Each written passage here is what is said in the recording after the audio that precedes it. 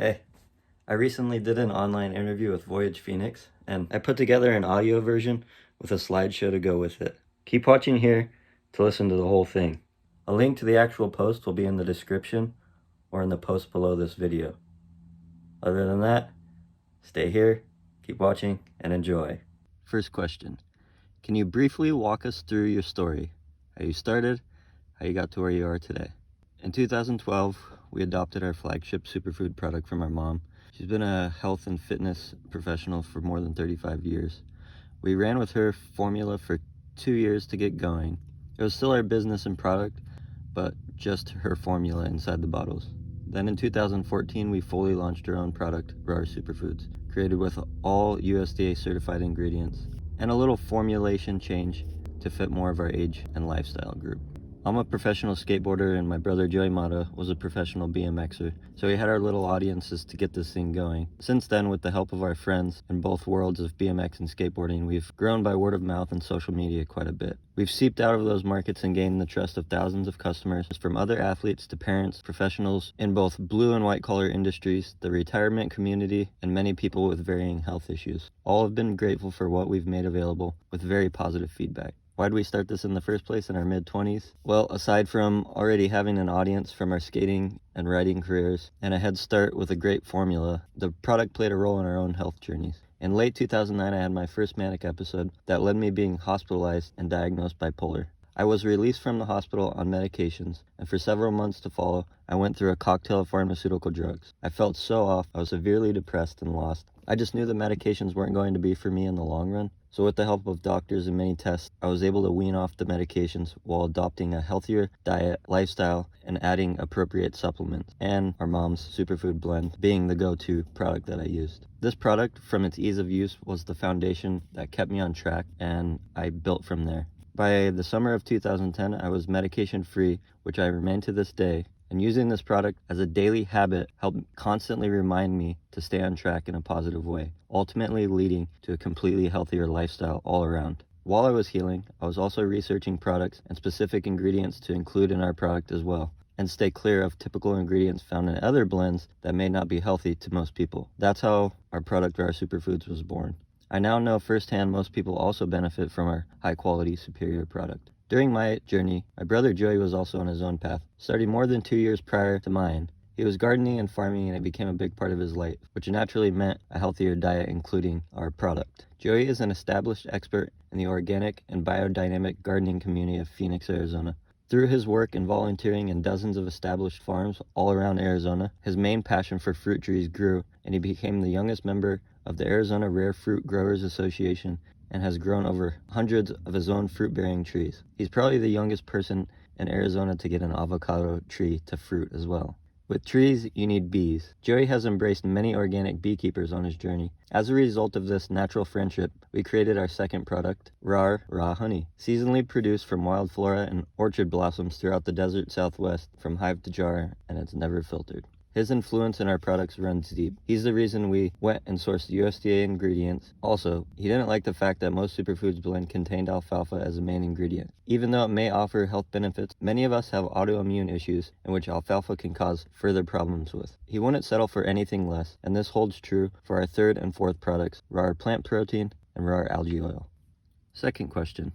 Has it been a smooth road? If not, can you walk us through the biggest challenges you've faced? In a broad sense, yes. Very grateful for being able to even have a business. Being in the world of other business owners, you hear other stories along the way, and ours seems to have gone quite smooth so far. But it hasn't been completely smooth. July 2017, we hit our first tipping point. It started off from our product being incorporated to an episode of Thrasher's King of the Road that was released through Viceland. They had me come up with some challenges for the show, featured me in it, and gave us the opportunity to plug our product. That then came out mid-July. That also happened to be our 5th year in business, and August 8th was our birthday. So I finally decided to put myself out there and tell my real story of being bipolar and how our products helped me get healthier. Up to that point, we were just selling the product with no story behind them. I made a video telling my story with the intention of putting some ad spend behind it on all our social media accounts for our 5th birthday. I ended up posting it a week before our actual birthday, thinking it would gain a little traction, so it would look a little better being used as an ad. Well, a little traction was wrong. It kind of blew up, but in a good way. It got crazy traction. We had just had that King of the Road episode that brought in a spike in traffic, Then overlaying the spike of traffic from this video versus that TV traffic, it was close to 4 times the amount. It was crazy to see. So the combination of the TV episode and my story video grew our business 4 times in our birthday month of August. The sudden growth, along with many other things, ended up triggering my second manic episode. This episode wasn't as lengthy as the first one, but just as severe for me in the delusional sense. It lasted a good 2 weeks. Prior to that, the end of June, our bottling company had contacted us and told us they would be moving warehouses. Well, that major growth spurt had us contacting them for more product late August, for them to come back telling us the move wasn't going quite as planned and they weren't going to be able to get us product. The date of them getting us product kept getting pushed back week over week over week, and it ended up to be late November when we finally got more. So for more than 3 months after our 4x growth, all that momentum ended up going to nothing. I had also moved out for my first time around that time as well. So I was in a new apartment, living alone, severely depressed from all the come down of the manic episode. I was essentially not able to work because we didn't have any product, and no product for 3 months meant no income. Right after I had moved out for my first time. The whole situation was horrible for me, but I slowly got through it. Once our bottling company was in a new warehouse, they came to us with new rules. They had to double our order volume. So after 3 months of no income, still spending on operation costs, thinking the product would get to us next week, and then next week, and then next week, we just slowly got drained pretty quickly, and then had to come up with ordering double the product amount that we were expecting to. It was pretty harsh. It took us about a year to get back to having a comfortable cash flow again.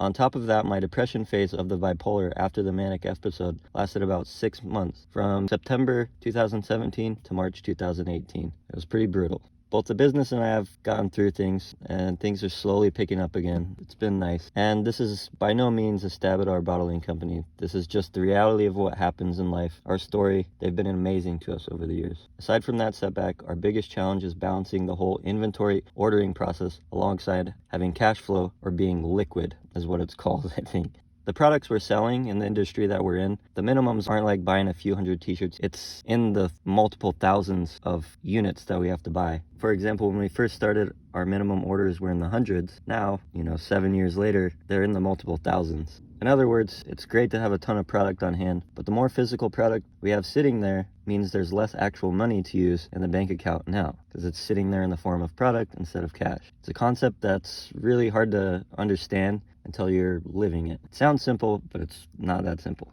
Same with getting good payment terms for new products. We've never really got any loans or had any investors. We never even had a business credit card until this year, coming up on our 8th year in business. So working with new companies was hard because they go to look up our credit to give us good terms and they'd find nothing. That's been getting handled now that we have a credit card and credit though. It should be a little easier to get better terms from now on. I just never liked the idea of being in any kind of debt to make a business work or being told what to do from an investor, so I never put us in that situation. That mindset has got us pretty far with steady growth year over year, but who knows, maybe one day I'll change my mind on that.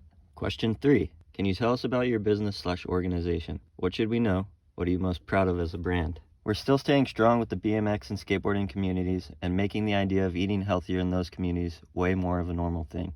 Focusing more on getting people started eating healthier with the help of our products, making them feel okay to take care of themselves, helping them let go of the idea that partying all the time and eating fast food is a cool thing to do.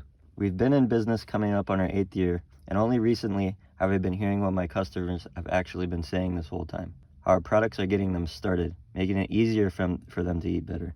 An easy starting point, helping them change their lifestyle, giving them a reason to make smoothies every morning, and then building from there. I used to be selective of what my customers were saying to me, listening to only keywords like energy, stomach problems, immunity, recovery, things like that. But I wasn't listening to what they were actually saying to me. They were telling me how the products and brand has helped them change their whole lifestyle, giving them a different outlook, an easy foundation to build healthier eating from. That's our focus now, to get more people started taking care of themselves sooner than later, shining more light on what our product and brand has actually been doing all along, letting that form other stories and how we've helped them, pushing those stories, then letting the quality of our products take over, speak for themselves for everyone else that's just discovering what we offer. I'm proud of that whole idea. Proud to receive all the heartfelt personal messages from people telling me how what we've created has made a huge positive change in their lives. Question 4. Is there any characteristics or qualities that you feel is essential to your success? Really just telling our story and other people's stories of how we've helped them. That's about it.